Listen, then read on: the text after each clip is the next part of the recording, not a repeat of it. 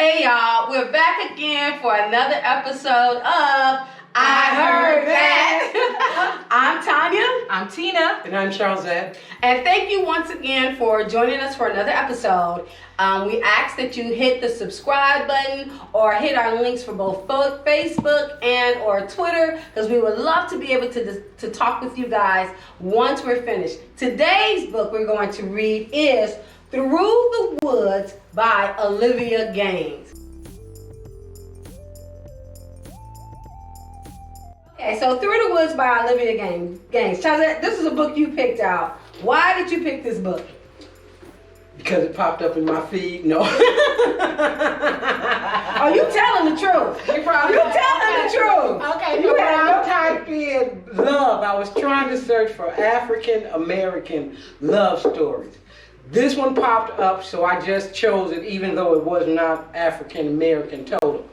That's the only reason I chose it. Okay. Usually it's about, I pick it based on how cute the cover is. But I didn't even use the that cover now this time. So, Through the Woods, let me get the correct title for you guys. It's Through the Woods, a novella, Love Thy Neighbor, Book 1. So this book is a part of a series. There's a part 1 and a part 2. And for those of you who don't know what a novella is just a shortened book. Right. So instead of it being a long novel, I think it's a little bit longer than a short story. Right. But it's not a full-length novel. So it's a novella, right? It's 83 pages. Right. I remember that. Yeah, Right. 83 pages. Right.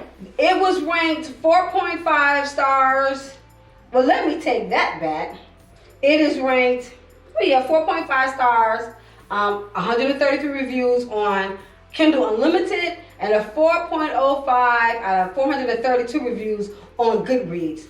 Published in April of 2019. And Through the Woods is a second chance romance. It is a couple who had met a while ago, and they happen to reconnect years later. And it is a story of their reconnecting. Now you gotta know what novellas is just really a period of time on the story arc.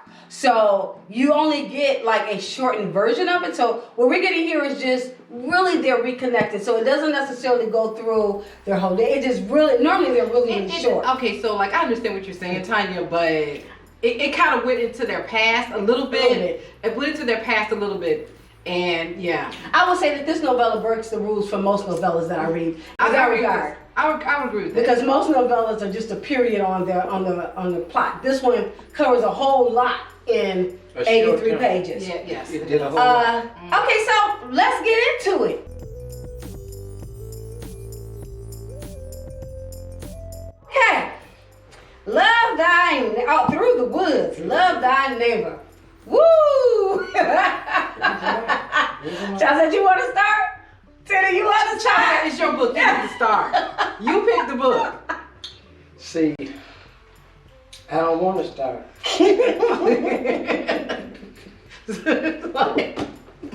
Try to avoid the book. Okay, so I'll start. I'll give you a reprieve for a few moments. So when I was reading this book, I think I was like halfway through the book, and I said to myself, this is why I don't like romance stories.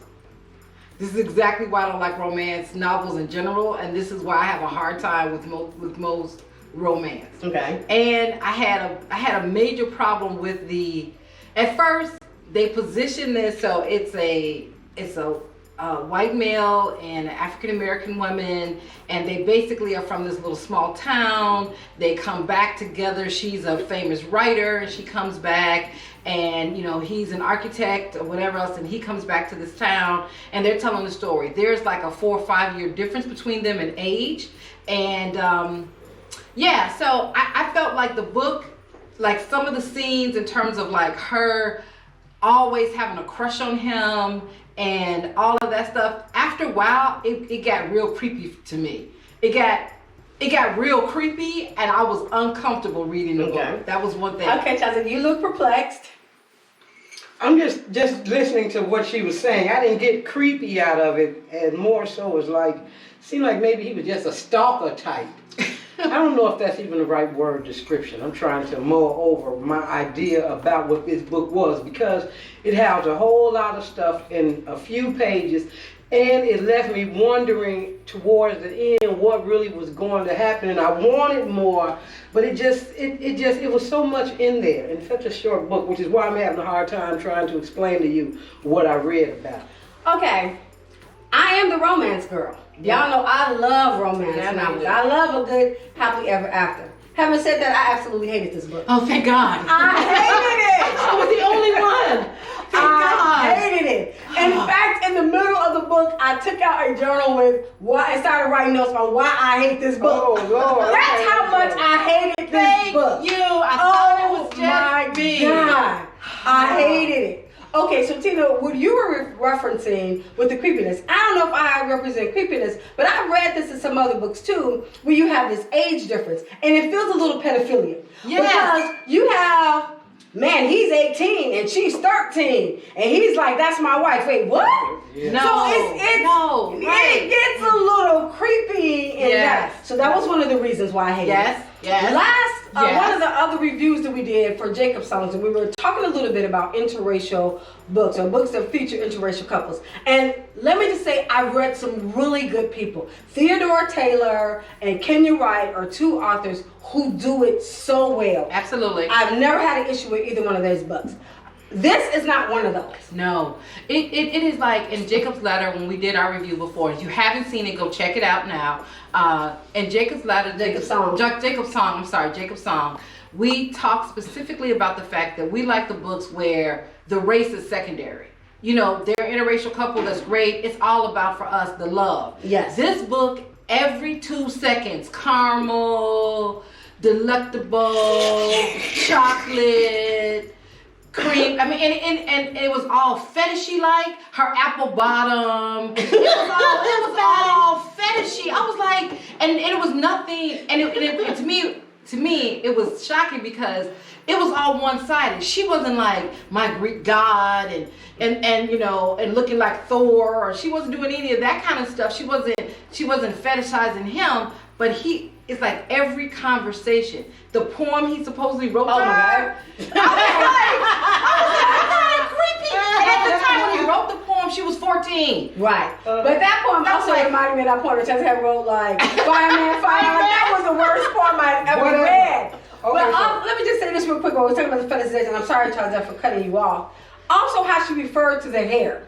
Yeah. The hair. Now, we natural girls. Yeah, we I don't have any problem. My hair is unruly. It has a mind of its own. I love my thick unruly hair. Yes. But the way she was talking about this woman's hair in this book, I was like, what is she talking about? Yeah. She was just like, I mean, she was definitely on the whole, like, it's just so kinky and very negative, and we embrace all styles of black hair. If you want to straighten your hair, if you want Go for it. If you want to have weave extensions, Go for it. if you want to be, you know, locked like Charlesette, twisted up, or braided like me and Tanya do sometimes, we love it all, right? And so we think it's all good hair, and we really embrace it. So to be in the middle of that book and that just came out of nowhere, I was like, what are you trying to say? Okay, so before y'all jump into hair, I had this passage in reference to the 14-year-olds that stuck in my head in terms of feeling a little pedophilia.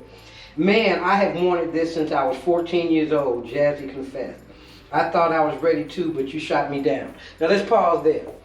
So when you're talking to me that you're wanting to do this since you were 14, now I was like, at 14, I think I was playing with dolls and trying to play softball in the alley. My mind was not in this. Even if it was, he was 18. Yes, I know. Right. He was 18. Right. She was 14. Which brings me to my next reason why I hated this book on the list of why I hate this book. Right. She a 30-year-old virgin talking about I had saved myself for you. Oh, yeah.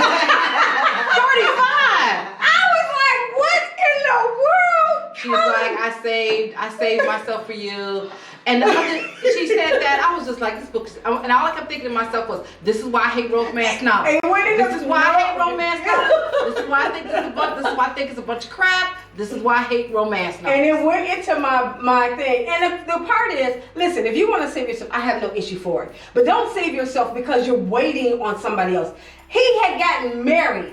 and was in a full marriage. And she knew he was married and still was like, oh, but I'm trying to, what in the world? If you told me I'm trying to wait for my husband, I'm trying to wait because this is my relationship with God. If you're trying to tell me something of that, maybe, but you trying to tell me you waited for this man who was still married, it did not make sense to me. It really did. And I know she tried to explain it like, oh, I got busy in my career and I didn't have time for a relationship and I didn't have time to do this and that. And so I didn't want to have, I didn't want to have intimacy without intimacy. Like I really wanted something more. And I get that, but the first part of that was I held out for you. I was like, I'm done. No, I'm done. I read that book. I have to tell you guys this. This is a funny story. So when we looking at books and everything else, we kind of talk to each other back and forth. And when I saw the book only had 83 pages, I'm like, dang, this book only has 83 pages. We know there's a part 2. Do we want to read part 1 and part 2 so that it's a full thought, right? I am so glad. I am so glad. My sister said no. I'm so glad. I felt like the book, I know what it is she was trying to do. It was like this, like this is destined love or whatever else. But there were some things that fell apart. So let's say she's 14. When she turned 18, he would have been 20, 22 or whatever else. He could have just graduated out of college. He could have came back for her. He didn't.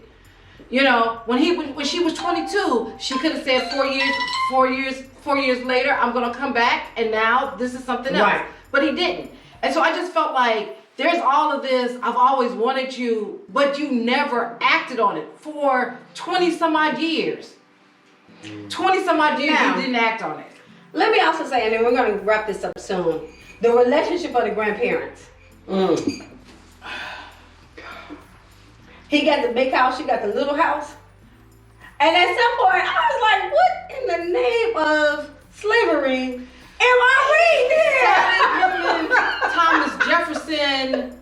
I was just like, what? And they were like, well, they just did that because of the parents the children were not in agreement. I'm like, but they full grown. So basically they lived together whenever the grandkids came, and they would they lived together in the big house together, but then they would sneak out and change, like, so over the summer she comes to stay or whatever, she's living in a small house. I'm like, that would have never worked. But my point still being, he built both of those houses at the same time. Right. Why I got a little house? Girl. I'm just trying to figure out what is really happening. Well, I think they tried to say that he was building one big house, and then they decided that they probably needed to have a second house because she said she wanted to do some independence or whatever. It was stupid. I remember this, and I was like, okay, this is just stupid. And then it was like, oh yeah, everybody in town always knew that they were together. I'm gonna tell you, our grandparents, our family, we're from a really small town.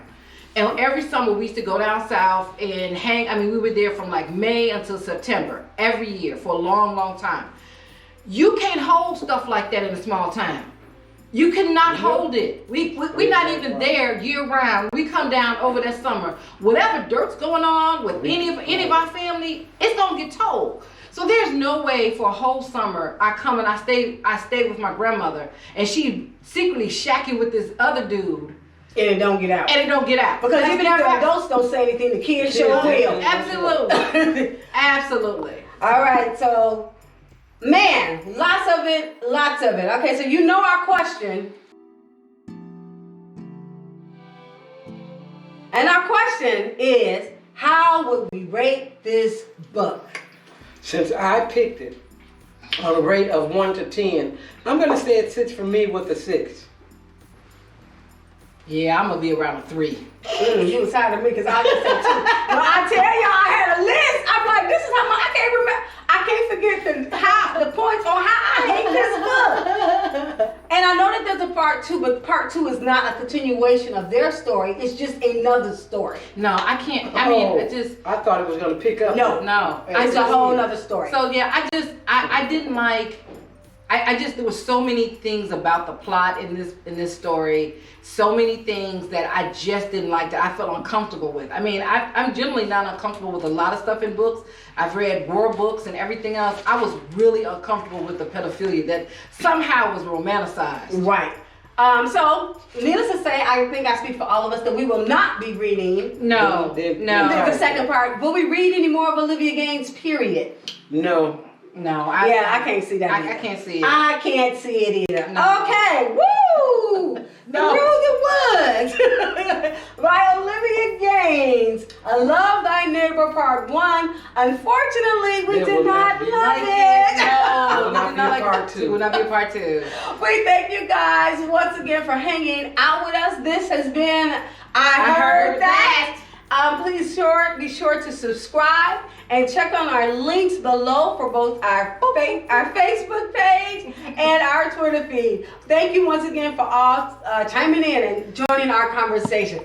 Bye. Got that Wakanda.